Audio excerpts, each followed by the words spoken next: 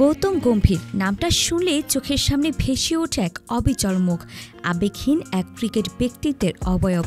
কিন্তু ইংল্যান্ড সফরের শেষ টেস্টে সিরাজের বলে গাস আটকিনসনের উইকেট পড়তেই সেই চিরচেনা গম্ভীরই তার সাপোর্টিং স্টাফদের ধরে কান্নায় ভেঙে পড়লেন।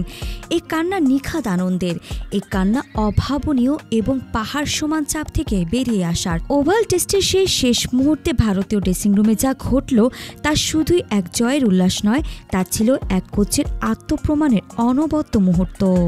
ওয়ালটন এখন দেশের সীমানা পেরিয়ে পৌঁছে গিয়েছে 50টিরও বেশি দেশে।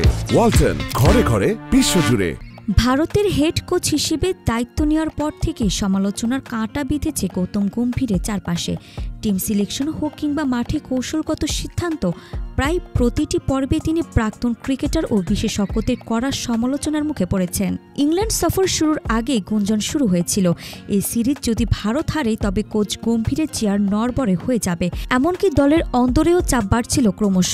কিন্তু সিরিজের সে নাটকীয় সমাপ্তি ওভালে মাত্র 6 রানে জয় এবং সিরিজে পিছিয়ে থেকে 2-2 ব্যবধানে ড্র, যা কার্যত সিরিজ জয়ের শামিল।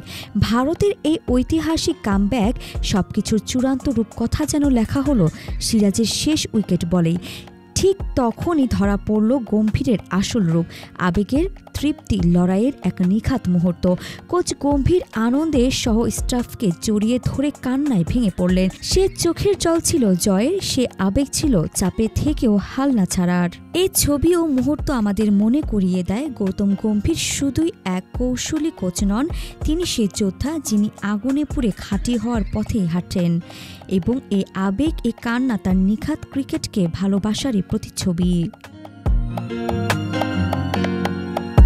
আরিফা জাহান প্রিনন, বিডি আর্কাইভ।